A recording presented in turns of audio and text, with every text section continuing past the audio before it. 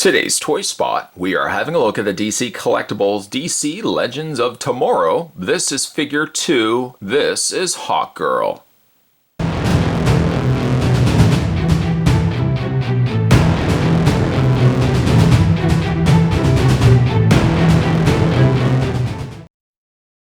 Hawkgirl comes with not only her mace, but one would expect to find her with the inclusion of her wings. She does come with those as well. And she comes with a pair, or actually, for that matter, she comes with two pairs of interchangeable hands. This comes to us from the folks over at DC Collectibles. There is a choking hazard, small parts, not for children under 3 years of age.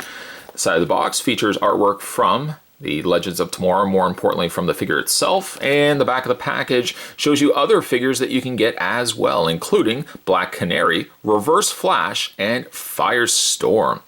Hawkgirl, by the way, is sculpted by Steve Kuis. And on the underside of the package, you can head over to www.dccomics.com, check out the other cool collectibles, figures, and others all related to DC. And you can also head over to www.comicshoplocator.com should you wish to pick this figure up for yourself and can't find a comic book store in your area. That being said, Spot's going to take a break and get this opened up, but when we come back, we're going to get a better look at the DC Comics, DC Legends of Tomorrow, Figure 2, Hawkgirl. There's more anyway, guys. Don't go anywhere. Stay tuned. Now that we have Legends of Tomorrow, Hawkgirl out of packaging, she does come with some accessories, one of which being these beautiful looking sculpted wings. Now they did opt to have the wings as separate appliances so that you actually have to install them when you get the figure out of packaging, which perfectly sits fine with me. There is a plug or a little peg on the tips of both wings. Simply just go ahead and go to the back of the figure and you'll see that there are socket points here in which the wings can attach themselves to. Now these are ball jointed as well, so be mindful of when you're putting these actually into the socket, as you do have to kind of wiggle them to get into place. Don't simply just push them on, because once you get them in place, you actually have the benefit of now a ball joint working in your favor as well. We can go ahead and do the same thing with the other wing here. And once again, just you can see that the ball joint is a lot larger than the socket itself. So just a little bit of adjusting. There we go. And you can get those wings very easily in place. Just be very patient with them. But the wings now are afforded not only motion and movement with the ball joints that we looked at that allow the wings to hinge outward. You can also hinge them down. You can hinge them up. Any which way that you so wish, but you also have the benefit of the wings having their independent hinges as well. So these hinges can hinge forward. You can also have them hinging back. Between the hinges, and you've got basically a knuckle hinge on 3 points of the wing, and then the benefit of having the ball joint, you can actually get the wings in basically any pose that you so wish to have them in. You know, I think I might actually have them just slightly angled back, kind of like that. Or again, you can kind of have them running further down. Beautiful looking sculpted wings though. Let's have a look at the close details here of those feathers.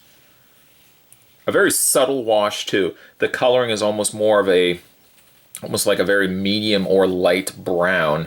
And then they've washed just a little bit of accent areas here to bring out the little individual fibers here of the wings. The wings just look beautiful though. Taking nothing, of course, away from the figure itself. The figure itself looks gorgeous as well, but the wings are very nicely done. Well done, DC.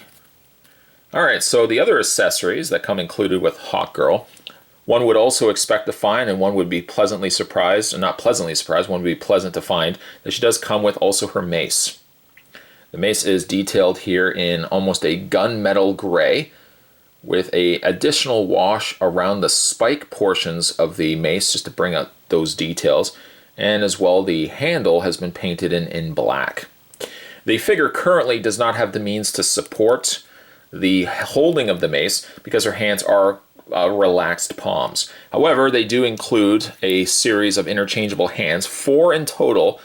One's ranging from, let's look at those together, one's ranging from closed fists, as you can see here, or one's suited for holding the mace. To change the hands as simply as just holding on to the forearm portion of the figure and slide the peg from the socketed area of the forearm. Replace it with the hand of choosing. In this case, we choose the one with the partially, or gripping hand, I should say, and the mace sits in her hand. Sits fairly secure as well. I noticed that putting the mace into her hand, it seems to glide itself in fairly easy, but it does not equal a loose accessory. It actually sits pretty good in her hand.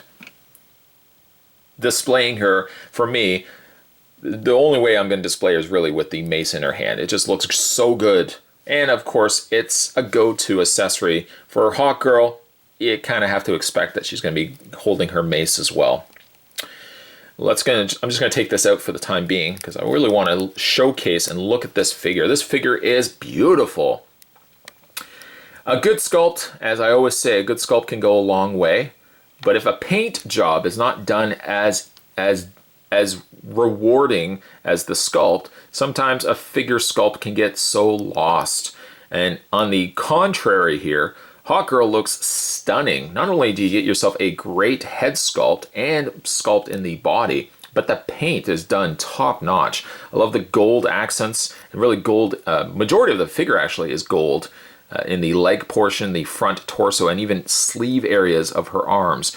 I like the striping as well that they've incorporated into it. Some nice dark accents here, of course, with the shoulder pad portions and the face. Love the face sculpt here. There's a slight imperfection I've got right by the bridge of the nose. It looks like there's just a little bit of paint that could have been left off, unfortunately. But other than that, the face sculpt is very nicely done. They've also given her a warmer tone in the chest section and face portion, giving her a slightly darker complexion. I think the flesh tone is a nice choice of color. Rounding out the rest of the figure, her body is this dark green, and of course the accent portions here of the gold, rounding down to the darker areas that mimic that of the top portion, dark black here, and then down to a darker gold boot. Spin the figure around. There's what the back of the figure here looks like. A little more prevalent, I fear, in the black portions of the figure, where more of the gold and green sit to the front of the figure. She does also have this little side sash, which is actually a separate appliance. It does move around a little bit on you, and it's you know what, like the gold, I'm really impressed with the gold, especially the sash portion, because it's got that darker color in the boot, but then it's got the lighter portions of the gold here, bringing out the details around the sash. The belt buckle is nicely detailed there as well. Of course, you've got the pocket there also. Yeah, indeed, it is a fine looking figure. Now, in the way of her posability, Hawkgirl's head is on a ball joint, so it moves fairly, a little stiff, but it still moves fairly easy all the way around. This would be a figure that definitely would warrant getting a flight stand, something you could kind of clip around her waist, that you could have her in a flight pose. Arms do rotate back and forth. Of course, they will stop a little bit when it gets to the wing portion. You might want to maybe move those wings just a little bit back to get that little bit extra clearance. They do hinge out as well, not restricted at all by the shoulder pad portion that runs on the top of her arm. She has a swivel point on the bicep of her arm. She also has a hinge on the elbow and a rotation and hinge on the individual hands. When it comes to her waist actually doesn't come with what appears to be any sort of posability to speak of, but she still has the relied try and true split leg, where you can split those additional legs out, a forward and back motion on the legs.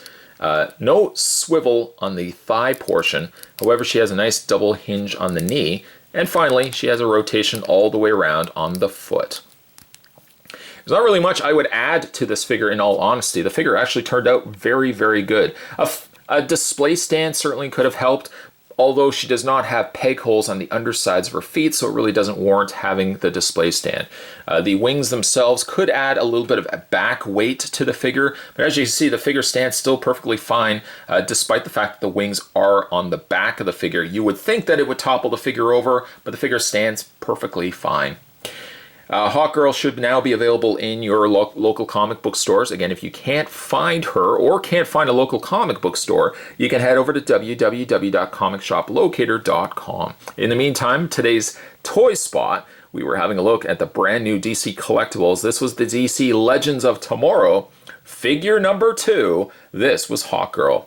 Stay tuned, guys. Spot's going to have more toy spots heading your way. As always, thanks for watching. See you next time.